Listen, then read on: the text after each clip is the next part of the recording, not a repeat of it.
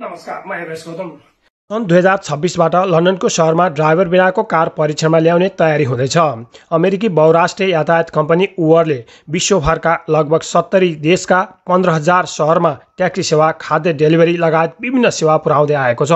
उक्त उबर कम्पनीले सन् 2026बाट लन्डनमा मानवरहित अर्थात् ड्राइभर बिनाको रोबोट ट्याक्सी अर्थात् कार परीक्षणको रूपमा सञ्चालनमा ल्याउने तयारी गरेको छ।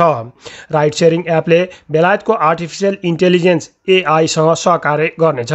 ड्राइभर बिनाको कारले व्यस्त सडकहरूमा उत्पन्न हुन सक्ने हरेक कल्पना गर्न सकिने खतरालाई अवलोकन गर्दछ, जसमा ट्राफिक जाम, अस्थायी ट्राफिक बत्तीहरू, साइकल चालक, पैदल यात्री लगायत अन्य सुरक्षा तथा जोखिम मुक्त हुन हरेक उपाय अवलम्बन गर्ने जनाइएको छ।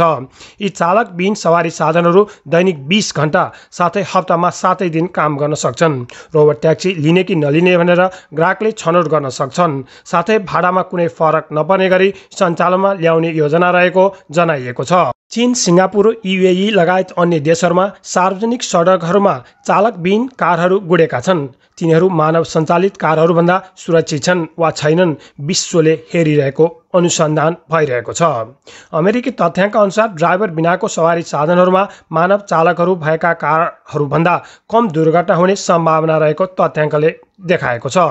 बेलायतको यातायात विभागले उक्त कम्पनीबाट सन् 2035 सम्ममा 38,000 रोजगारी सिर्जना गर्न र बेलायती अर्थतन्त्रमा 42 अरब पाउन्ड थप्न सक्ने बताइएको छ।